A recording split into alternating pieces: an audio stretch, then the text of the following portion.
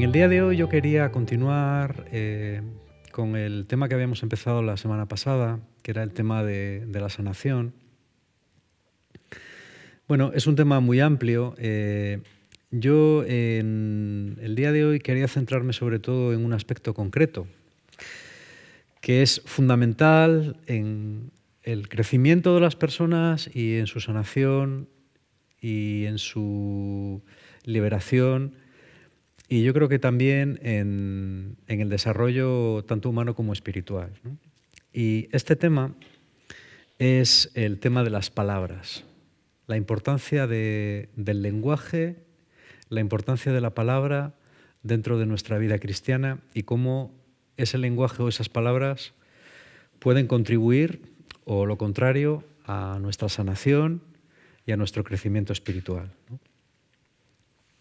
El tema de la palabra y del lenguaje y de cómo se habla tiene mucha antigüedad y tiene prácticamente en todas las tradiciones religiosas se encuentra la importancia de dominar lo que decimos, de dominar nuestro lenguaje, de controlar nuestra manera de expresarnos ante los demás, ante Dios y ante nosotros mismos, como forma de ir avanzando en el crecimiento espiritual y también como forma de ir haciéndonos más santos, ¿vale? Curiosamente, la palabra dicha, tanto la que decimos, como digo, ante los demás, como la que nos decimos a nosotros mismos, parece ser una de las claves de nuestra actividad psicológica interna y externa, ¿eh? Es decir, hoy en día se sabe que el lenguaje, antiguamente se pensaba que estaba concentrado en unas partes del cerebro, ¿no? Concretamente en el área de Broca, en la de Wernicke, pero hoy en día sabemos que el lenguaje invade muchas áreas del cerebro, ¿vale? Tanto corticales como subcorticales, y que por tanto está totalmente imbricado en nuestra actividad pensante y en nuestra actividad obrante, pero no solamente de cara al exterior, sino también de cara al interior. Esto ha llevado a algunos expertos a decir que el hombre crea el lenguaje, pero el lenguaje crea al hombre también. Es decir, las palabras tienen un poder absolutamente extraordinario, ¿eh? Y esto a medida que la psicología, y sobre todo a través de las nuevas técnicas de escáner cerebral, ¿no? Las distintas técnicas de escáner cerebral, vamos viendo cómo funciona mejor el cerebro y cada parte de ellas, nos damos cuenta cómo el lenguaje tiene una importancia extraordinaria, no solamente en aspectos como la comunicación, sino también en la recreación del mundo y al final en la recreación de nosotros mismos, ¿no? Bueno, no nos vamos a enrollar aquí en este tema, pero simplemente darnos cuenta de lo importante que es y darnos cuenta de cómo la palabra de Dios ha insistido desde mucho antes de Cristo en la importancia que tiene controlar el lenguaje para poder controlar la propia vida, ¿vale? ¿En qué sentido son importantes las palabras? Bueno, pues normalmente cuando se habla en la Biblia, cuando se habla de la manera de hablar, lo que se dice, cómo se dice, etcétera, se habla desde un aspecto de control. Es decir, ya desde el libro de Proverbios, por ejemplo, habla mucho de esto, los libros sapienciales hablan mucho, Proverbios y Eclesiásticos sobre todo, de la necesidad de tener mucho cuidado con lo que se dice y también de la necesidad de tener mucho cuidado con la cantidad de cosas que decimos. Es decir, calidad y cantidad. Por ejemplo, en Proverbios 10, creo que es, ¿no? Se nos dice que en las muchas palabras no faltará pecado. Es decir, que cuando el lenguaje es demasiado abundante, es difícil no meter la pata, es difícil no equivocarse, ¿vale? Más adelante, por ejemplo, en Santiago, en la carta de Santiago, en el famoso capítulo 3, se nos habla de que, bueno, Santiago pone varios ejemplos. Él dice, bueno, de la misma manera que un pequeño timón, en las naves antiguas el timón era una especie de caña que sobresalía, de la misma manera que un timón pequeño puede controlar el rumbo de una gran nave, de la misma manera la lengua controla el devenir de las vidas de los hombres. Por eso es absolutamente tan importante controlar. Aquí tenemos, ¿no? Controlar lo que decimos y controlar la cantidad de palabras que empleamos. ¿Vale? Curiosamente, bueno, Santiago vuelve a insistir diciendo, bueno, pues fijaros cómo un órgano tan pequeño es capaz de provocar incendios tan grandes y daños tan grandes. Si nos damos cuenta, la mayor parte de los problemas y de los desastres de la humanidad no vienen tanto precedidos por acciones, sino por palabras. Es decir, antes de las grandes catástrofes hay discursos previos que van preparando la catástrofe, que van envenenando el ambiente y que al final acaban provocando la catástrofe. Por ejemplo, si ponemos el ejemplo arquetípico de Auschwitz, de los campos de concentración, ¿no? Es uno de los grandes, como decíamos la semana pasada, uno de los grandes enigmas, ¿no?, de nuestro tiempo. Auschwitz no se produce de la noche a la mañana. Es decir, para que se produzca un acto tan deliberado de destrucción programada y sistemática, ¿no?, por vez primera en la historia, que lleva a la eliminación de millones de seres humanos, para que eso sea posible, primero tiene que haber un discurso previo que lo prepara. Es un discurso muy anterior, ¿vale?, que empieza a hablar, en este caso, del antisemitismo, durante tiempo y tiempo, ya desde el siglo XIX, antisemitismo, porque los judíos tal, se escriben libros falsos, ¿no?, como los protocolos de los sabios de Sion, donde se habla de una conspiración mundial. Los nazis, por ejemplo, pues hay películas, yo he visto alguna, que no hace mucha gracia verlas, pero bueno, hay películas de propaganda nazi antijudía en las que salen, por ejemplo, grupos de ratas, ¿no? Y se dice, bueno, ves, las ratas, pues los judíos son como las ratas, ¿no? No son humanos. Al final tú, con las palabras, vas preparando el ámbito de la destrucción, ¿no? Por eso Santiago insiste tanto en esto, es decir, las palabras pueden provocar grandes incendios, pueden provocar grandes catástrofes, ¿vale?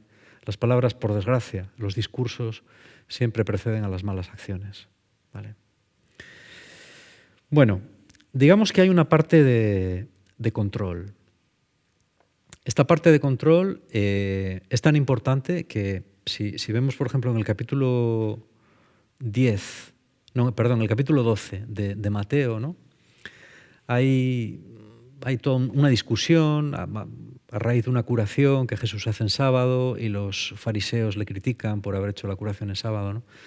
Y al final Jesús acaba con unas palabras que para mí son de las más duras del Evangelio. Acaba diciendo, tener cuidado con lo que decís, yo creo que se refiere a los fariseos, ¿no?, porque de cada palabra ociosa que digáis se os pedirá cuentas, porque por tus palabras serás juzgado y por tus palabras serás condenado. Y el capítulo termina así. Es decir, es una sentencia muy dura, ¿no? Curiosamente, este pasaje no es de los que más, sobre los que más se predica o de los que más se habla en los evangelios. Los evangelios tienen una serie de, pues como todo, ¿no?, tienen una serie de capítulos y de versículos que son más populares, esos que son muy bonitos escuchar, ¿no? Pero luego hay otros, pues, que son menos bonitos y que los escuchamos menos, los leemos menos, los citamos menos y predicamos menos sobre ellos. Y es por algo. ¿Es por qué? Pues porque generalmente son capítulos, versículos que reflejan mejor lo que hacemos mal y entonces no nos gusta. Eso es muy humano. Pero claro, no es justo eso. El Evangelio tenemos que cogerlo en conjunto, porque el Evangelio es un conjunto. No está solamente hecho con aquellas cosas que subrayamos en nuestras Biblias. Bueno, cuando las subrayábamos, ¿no? ¿De acuerdo? Hay que mirarlo en su conjunto, ¿no? Y a mí me llama la atención, esta tarde lo leía otra vez, ¿no? Y me llamaba la atención en el contexto del capítulo entero, esta conclusión tan dura de Jesús.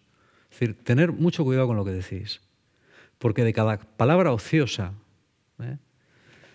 después estoy mirando en el diccionario palabra ociosa, ¿qué significa? Bueno, una palabra ociosa es una palabra que no va encaminada a ningún fin directo, que no tiene ninguna, que da igual decirla que no decirla, que no tiene ningún propósito definido, que se dice por decir.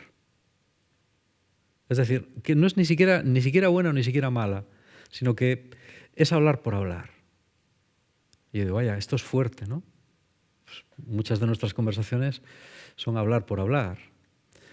Hay veces que con gente a la que no conoces hablas del tiempo o hablas de si Messi se marcha o no se marcha del Barça, ¿no? Es el gran dilema de nuestro país ahora, ¿no? Bueno, pues hay veces que esas palabras, aunque sean ociosas, no lo son, porque en el fondo cumplen la función, en este caso positiva, de establecer una comunicación con un extraño y acercarte a él. Aunque las palabras sean ociosas, su fin no lo es.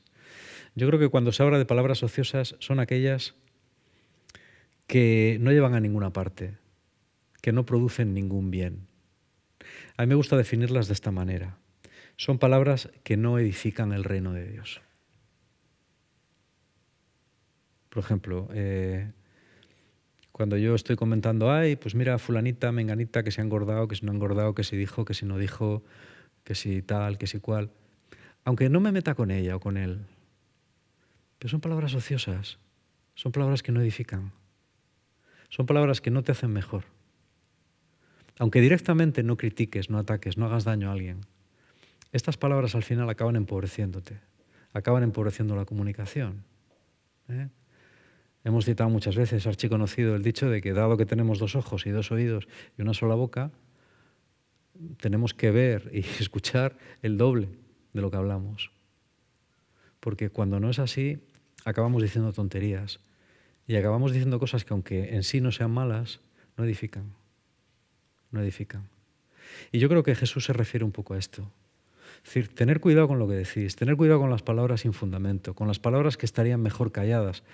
Hay un proverbio árabe muy bonito, ¿no?, que dice que cuando hables, asegúrate de que lo que vas a decir es más bello o más útil que el silencio.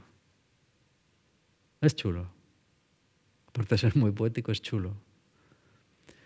Yo que he sido una persona muy parlanchina hasta un momento determinado en mi edad, me di cuenta, por propia experiencia, es decir, esto es una cosa que he experimentado,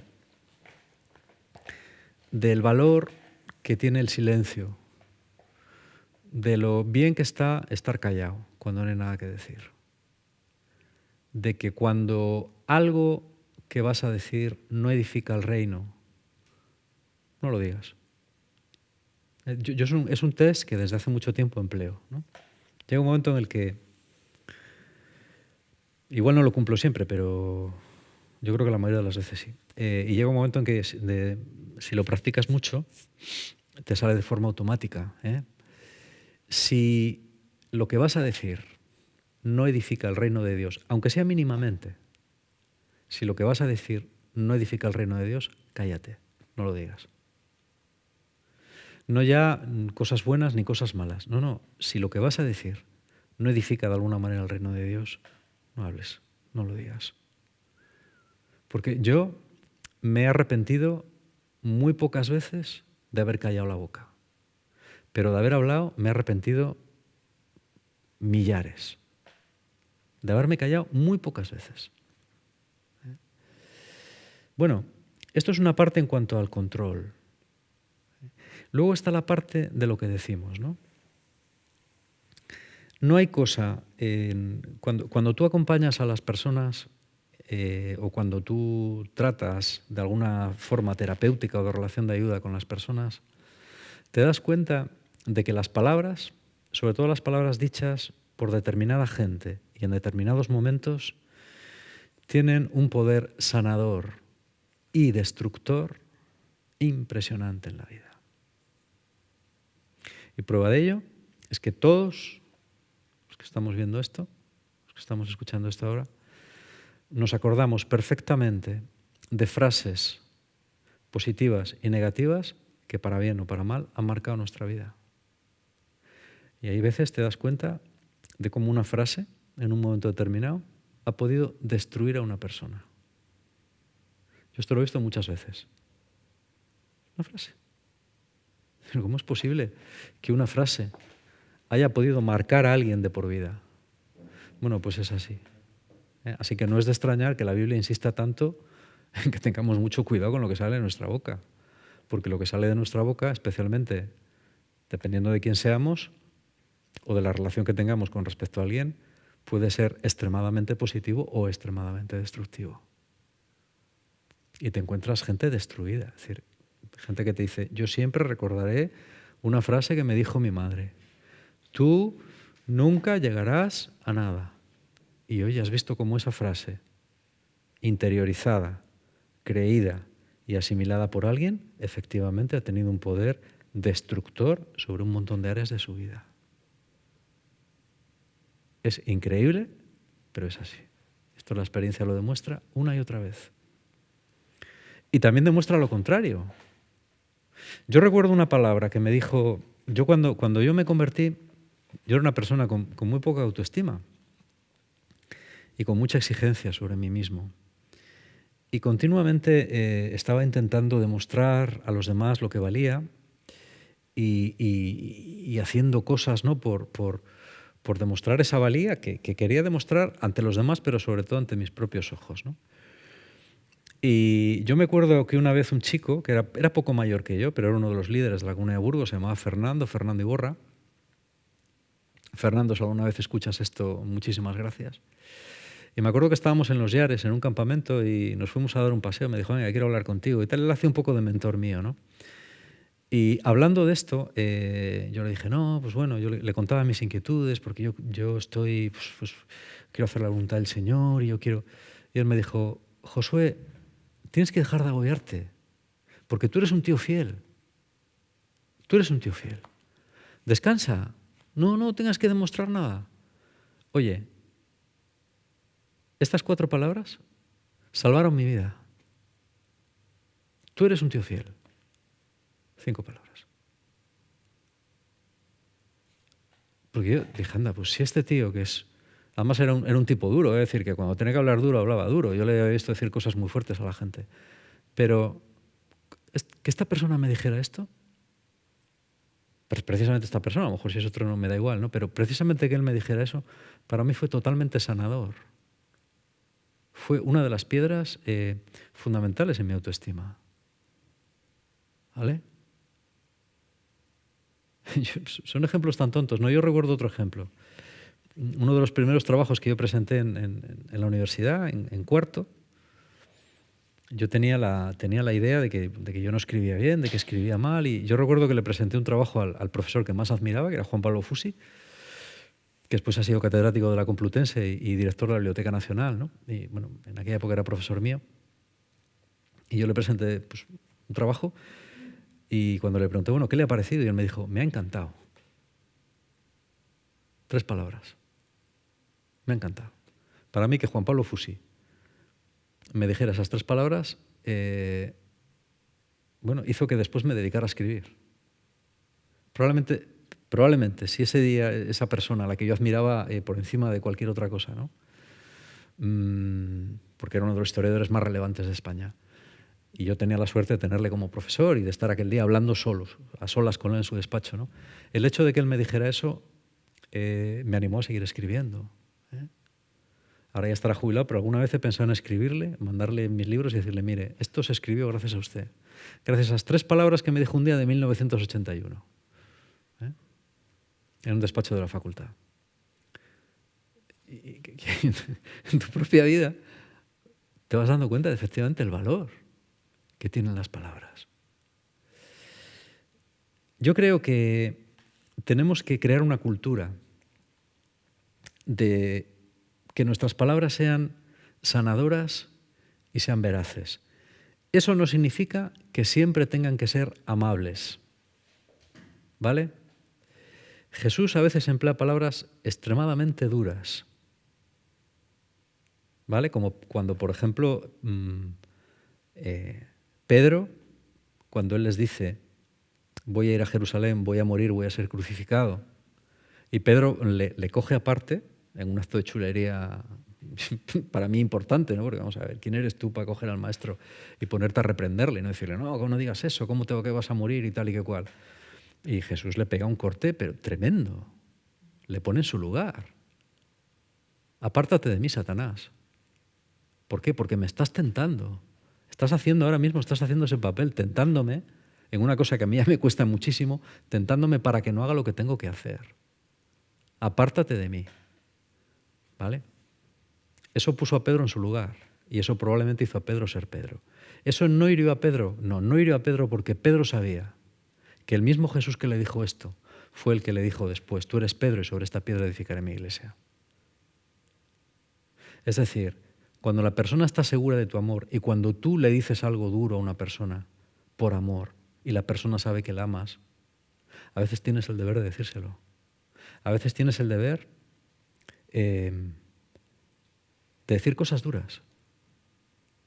Yo fui a hablar una ocasión con Javier Garrido. Javier Garrido es uno de los... Le he citado muchas veces y eso que solo he hablado una vez con él en mi vida.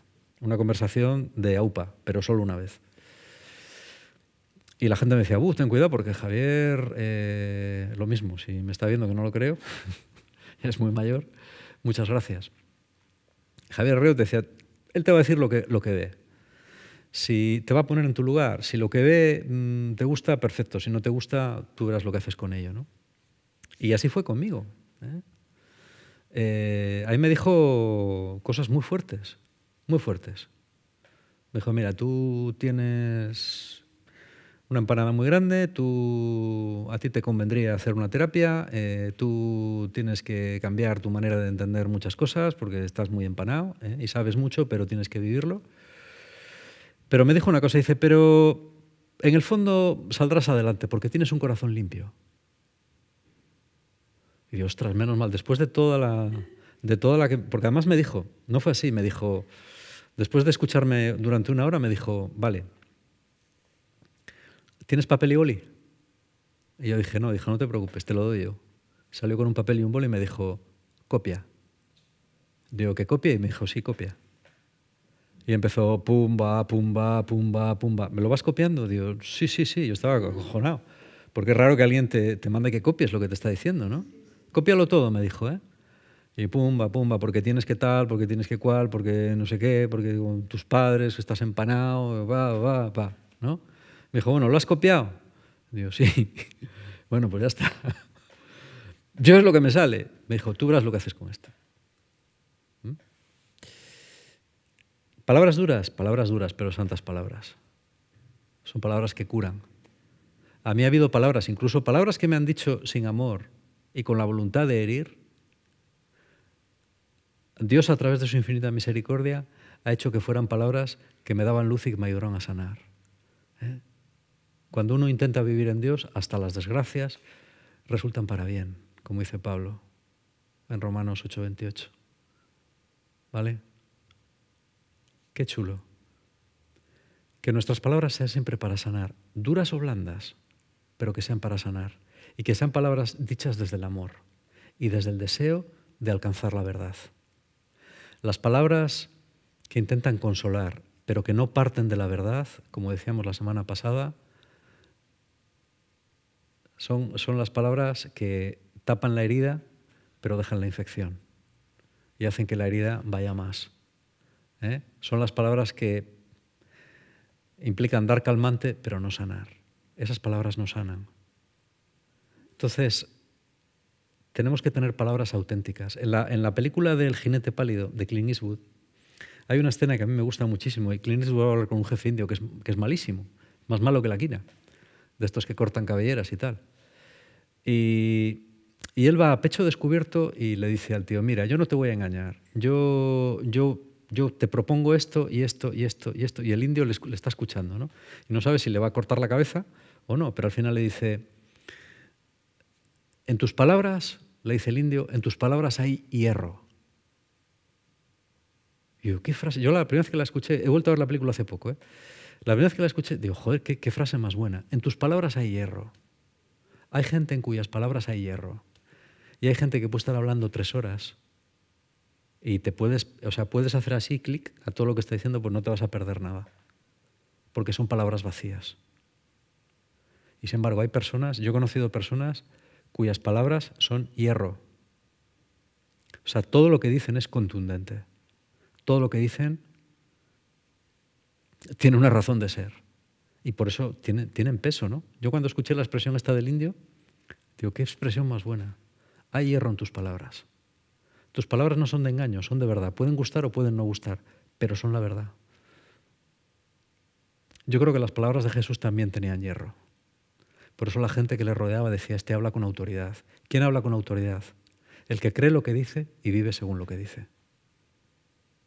Ese es el que tiene autoridad. Y yo creo que a eso deberíamos aspirar nosotros. Cuando andamos como perrillos falderos, ¿no? Por ahí hablando, ¿no? Criticando, murmurando, quejándonos, ¿no? Eso no es sanador. Eso nos hace, sobre todo a nosotros mismos, un daño terrible y a los demás también. Porque esa no es la manera. Jesús, cuando tenía que decir algo, lo decía delante de Herodes, delante de Pilatos, y si hubiera sido delante de Tiberio, el César de Roma, hubiera sido igual. ¿Vale? Tony de Melo cuenta una anécdota sobre el poder de las palabras, que es muy interesante. Yo creo que es una anécdota apócrifa, pero bueno, es igual.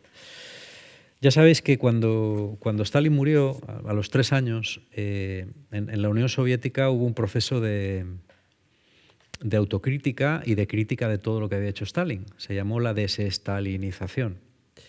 Y el principal promotor de esta desestalinización fue el que había sido el principal, o uno de los principales colaboradores de Stalin, Nikita Khrushchev, que después fue presidente y dictador, ¿no? de la Unión Soviética. Y se cuenta que cuando él estaba contando los crímenes que se habían cometido en la época de Stalin, alguien en la asamblea del Soviet, que eran 200 o 300, dijo en voz alta, ¿y dónde estabas tú, Nikita Khrushchev, cuando se cometían todos esos crímenes? Y se dice que Khrushchev dijo, pediría a la persona que ha dicho eso que tenga la amabilidad de levantarse. Y no se levantó nadie. Y como no se levantó nadie, Khrushchev dijo, escucha bien, amigo, seas quien seas. Yo en esos momentos estaba donde tú estás ahora, haciendo lo mismo que tú. Y Tony de Melo dice, Jesús se habría levantado. Jesús se habría levantado. Esa es la diferencia.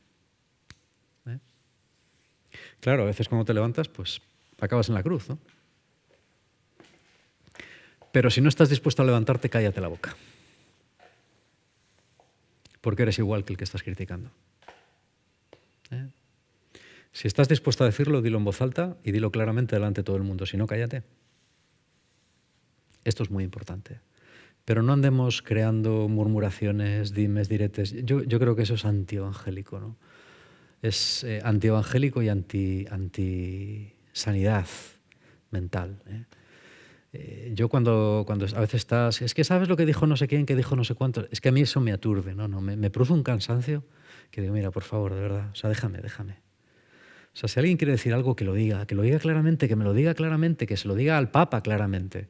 No pasa nada, ¿entiendes? Tiene que haber libertad y ojalá en la Iglesia pudiera haber libertad para decir lo que uno piensa cuando uno quiere y donde uno quiere, que tampoco la hay. Y debería haberla. Pero yo a veces digo, si en la Iglesia y en este mundo todavía no hay esa libertad de poder decir lo que uno piensa sin que haya represalias de ningún tipo, por lo menos que en la comunidad no sea así. No, por lo menos que no caigamos en lo que intentamos solucionar. Que pueda haber una libertad de decir lo que uno piensa siempre con caridad y en el lugar adecuado, ¿no? Pero bueno, que se pueda hablar con libertad. Y si no se habla con libertad, entonces cállate la boca. Callémonos todos la boca. Dejémonos de este ambiente absolutamente nefasto, ¿no? de dimes y diretes. Gracias a Dios yo creo que no es uno de los mayores defectos de nuestra comunidad, comparado con otras, claro. Pero bueno, si realmente vamos haciendo eso bien, vamos a seguir por ese camino porque ese es el camino correcto, ¿no? Y para terminar quería decir otra cosa. Una importante sanidad se produce también cuando cuidamos el diálogo interno. El diálogo no solamente es externo, sino que también es interno. ¿Cuál es el diálogo interno? El que tenemos con nosotros mismos. El diálogo interno es más importante que el diálogo externo, porque llega mucho más allá que el externo y condiciona, el uno condiciona al otro. Normalmente nuestro diálogo externo depende de nuestro diálogo interno. Por eso dice Jesús que de lo que hay en el corazón habla la boca. Normalmente tú no hablas dañinamente si en tu corazón no hay mal. Normalmente tú no criticas si en tu corazón no hay crítica. Normalmente tú no te expresas negativamente si en tu corazón no hay negativismo. Porque de lo que habla la boca es de lo que hay en el corazón. Entonces, la psicología, sobre todo la psicología positiva, y bueno, no voy a hablar ahora de eso porque sería...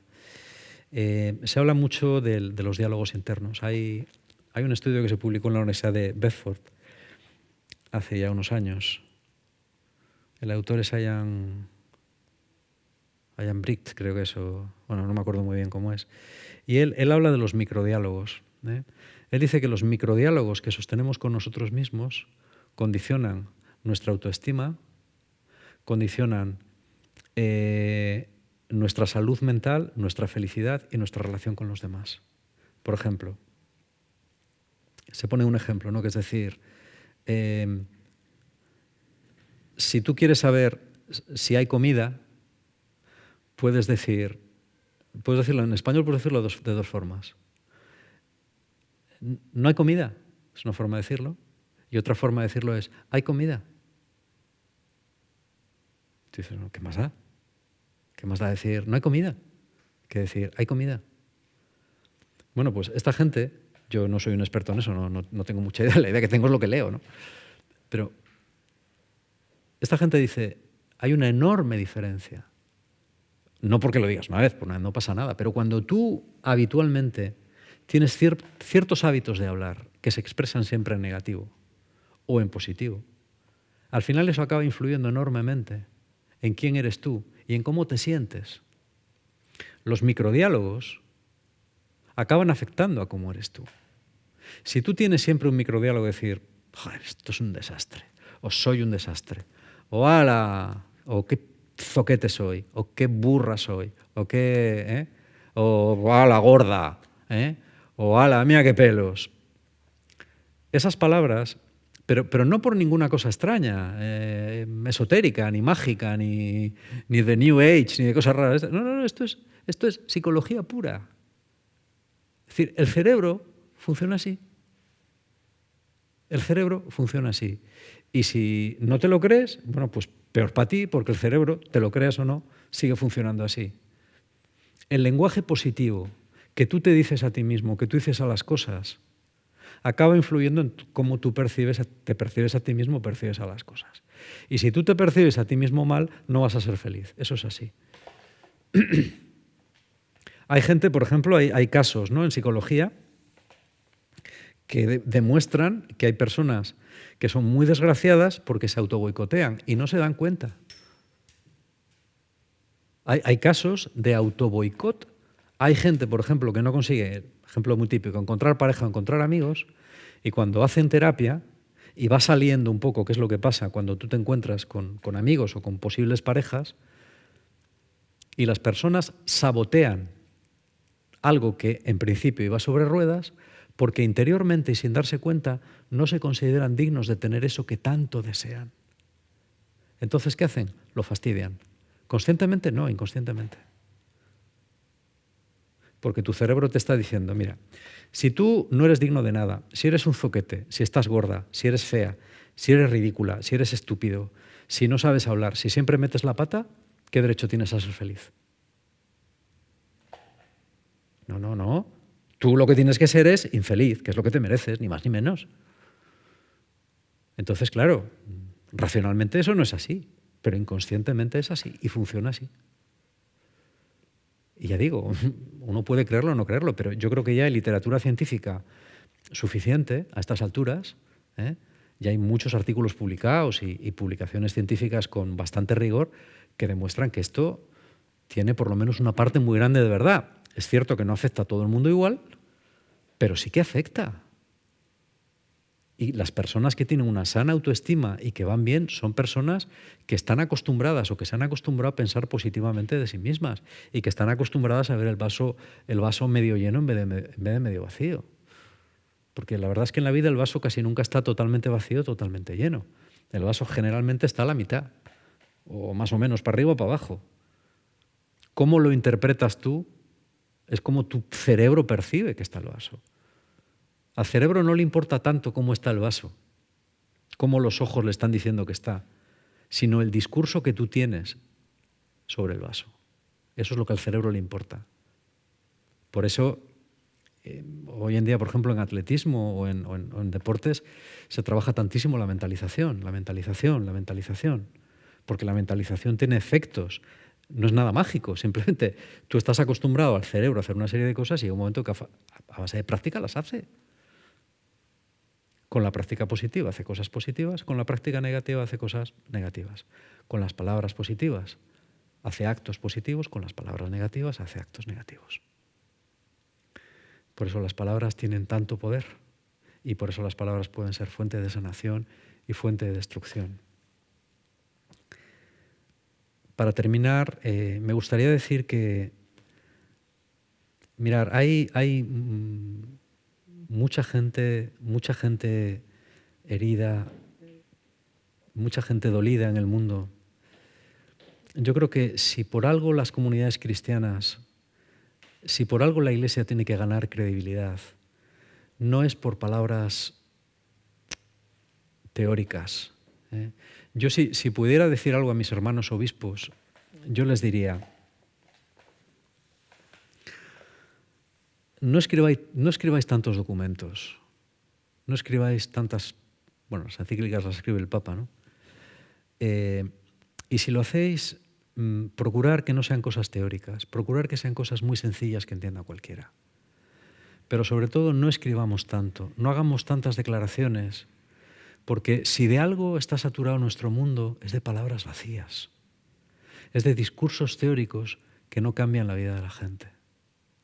Yo a veces cuando escucho a los políticos, ¿no?, pero también cuando escucho a muchos líderes religiosos hablar, digo, estas palabras pueden tener un sentido evangélico, pueden tener un sentido muy bonito, pero no cambian las cosas, no cambian la vida de la gente.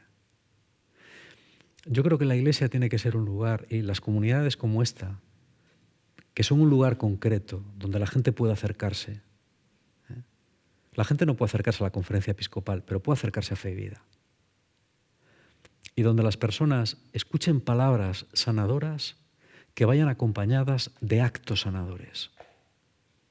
Cuando tú le dices a alguien, tú vales, pero no solo se lo dices, sino que te implicas en su vida, y con esa implicación de tu vida, que consiste en tiempo, consiste en atención, consiste en amor, consiste en ayuda, tú estás demostrándole a esa persona que crees lo que dices y que efectivamente lo que dices es verdad. Si yo te digo tú vales y yo empleo tiempo de mi vida en ti, te estoy demostrando que creo lo que digo y entonces mis palabras sanan. Pero si solamente hablo y tú percibes que mis palabras no tienen efecto en ti, entonces mis palabras no valen para nada. Ojalá nuestra comunidad pueda ser un lugar donde la gente pueda ser sanada con palabras y con hechos, ¿no?, y donde las palabras tengan hierro y sean de bendición. Y ya está, ¿no? Eso es un poco lo que quería compartiros, ¿no? Amén.